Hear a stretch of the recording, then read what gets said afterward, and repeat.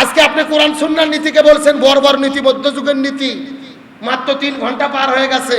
সালাউদ্দিন আহমেদ সাহেব এই বক্তব্য দেওয়ার পরই রাতের বেলা রামি সাহের বাড়িতে গেছেন বাবা মার সঙ্গে দেখা করতে। রাস্তায় হাজারো জনতা তাকে দেখার পরে স্লোগান দিচ্ছে ভুয়া ভুয়া বলে। উনি এখন পর্যন্ত মন্ত্রী, আর জনগণ তাকে ভুয়া ভুয়া বলে মিছিল করতেছে। এগুলো কি সম্মানের না অপমানের? এর চাইতে লজ্জার কি হতে পারে? আপনি 3 ঘন্টা আগে কোরআন সুন্নাহর নীতিকে বর্বর নীতি, মধ্যযুগের নীতি বলেছেন। 3 ঘন্টা পরে আল্লাহ আপনাকে জাতির কাছে অপমানিত করলো। যদিও এগুলোকে আমরা সমর্থন করি না, তবে আরবিতে প্রবাদ বাক্য আছে কামা তাদিনু তুদান, যেমন কর্ম, জোরে বলেন যেমন কর্ম। গতকালকে বাংলাদেশের মাননীয় প্রধানমন্ত্রী তারেক রহমান রামি শাহর বাড়িতে গেলেন। বাবা আমাকে সান্ত্বনা দিলেন। ওই রামি শাহর বড় বোনের দায়িত্ব ভার গ্রহণ করার ঘোষণা দিলেন। তার বাবা কেঁদে কেঁদে বলছিলেন, জানি না আমি বিচার পাবো কিনা, আমার সন্তানের বিচার করার কোনো দরকার নাই। তার কারণ আমি জানি বিচার চাইয়ে কোনো লাভ নাই। এই বাংলাদেশে বিচার পাওয়া যায় না। 55 বছর বাংলাদেশ স্বাধীনতার পার হয়ে গেছে, কোনো বিচার আমরা দেখতে পারিনি। একটা বাবা মনে কত কষ্ট থাকলে, কত আবেগ থাকলে, কত আক্ষেপ নিয়ে, কত মনে হতাশা নিয়ে এমন কথা বলতে পারে? আজকে রামি শাহর বাবার এই বক্তব্য শুধু বক্তব্য নয়, বরং এই বাংলাদেশের শাসন ব্যবস্থা, বিচার ব্যবস্থা, সরকার সার্বভৌমত্ব, আইনের ব্যাপারে তিনি চ্যালেঞ্জ ছুড়ে দিয়েছে। তার কারণ বাংলাদেশে ধর্ষণ হয়, খুন হয়, কিন্তু বিচার আমরা দেখতে পাই না।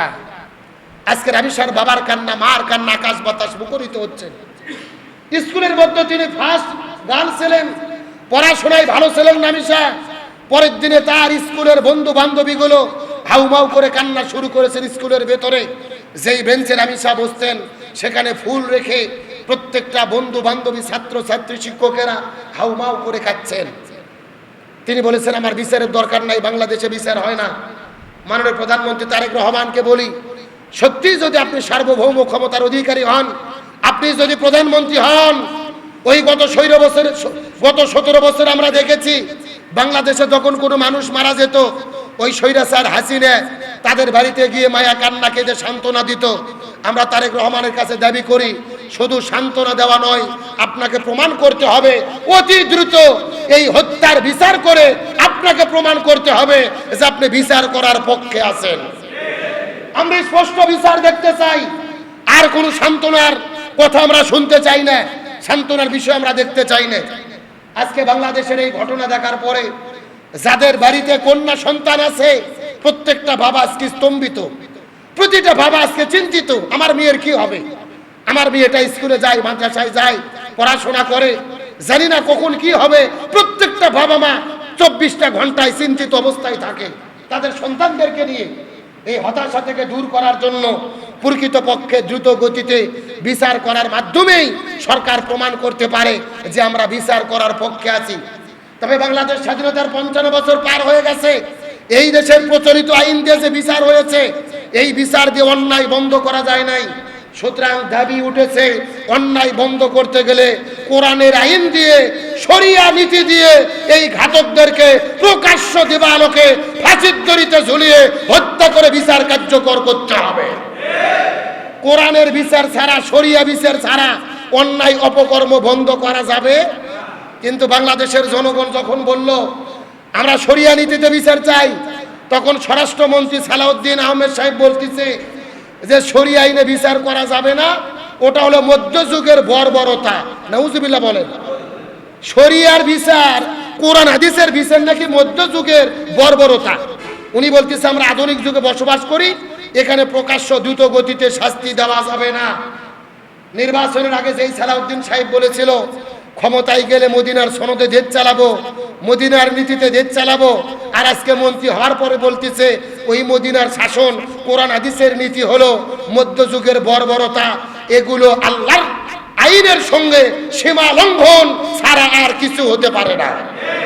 আমি তো মনে করি তার এই বক্তব্যের মাধ্যমে তিনি কোরআনের আইনকে তাচ্ছিল্য করেছে, শরিয়া আইনকে তাচ্ছিল্য করেছে, আর কোরআন সুন্নাহর আইনকে তাচ্ছিল্য করে ইমানদার থাকা যায় না। এটা স্পষ্ট কুপুরি।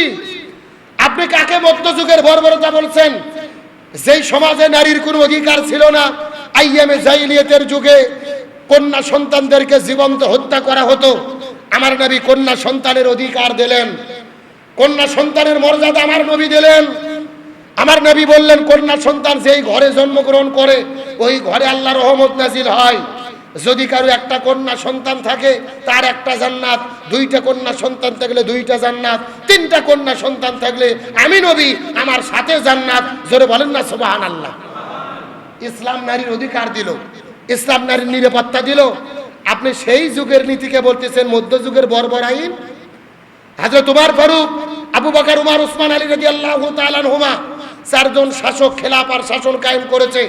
উমর ফারুক রাতের বেলা রাস্তায় ঘুরে ঘুরে মানুষের বাড়িতে খাবার পৌঁছে দিয়েছে। এমন বিচারক, এমন শাসক, চেয়ারম্যান, মেম্বার, এমপি, মন্ত্রী বাংলাদেশে আছে? হযরত উমর ফারুক বিচার কার্যকর করেছে। তার ছেলের ব্যাপারে অভিযোগ আসলো আবু শামা।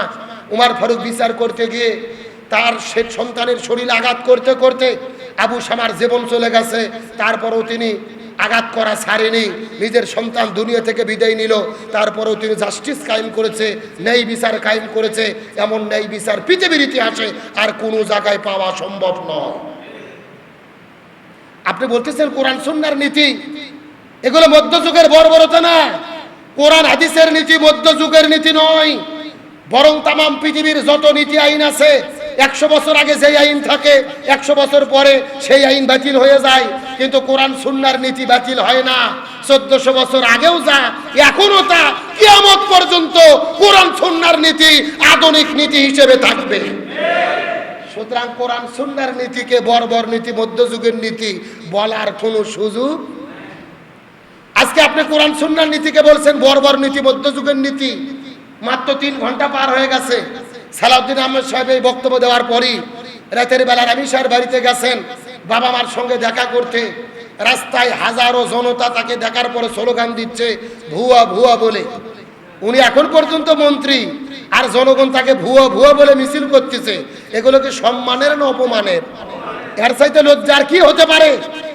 আপনি 3 ঘন্টা আগে কোরআন সুন্নাহর নীতিকে বর্বর নীতি, মধ্যযুগের নীতি বলেছেন।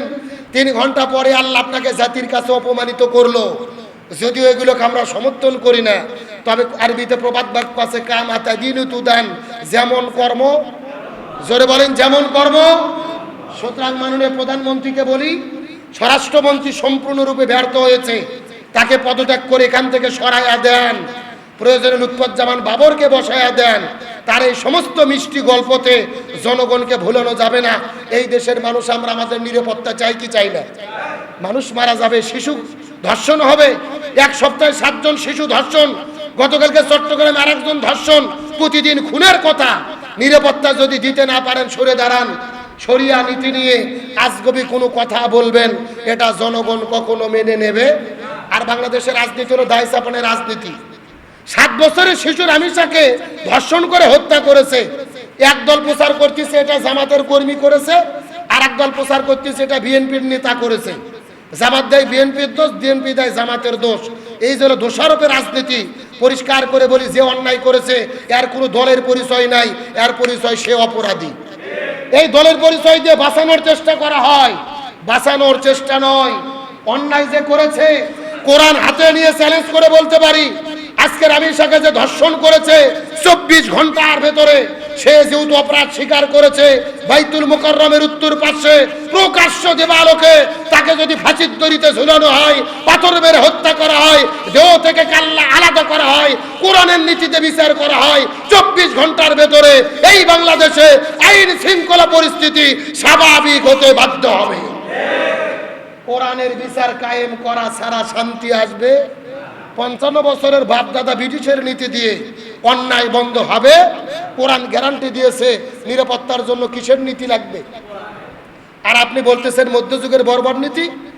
সূরা মাইদার 44, 45, 47 আয়াতের মধ্যে আল্লাহ তাআলা বলেন, যারা ক্ষমতা পাওয়ার পরে কোরআন দিয়ে বিচার করে না, এরা হলো কাফের, এরা হলো জালেম, এরা হলো ফাসিক।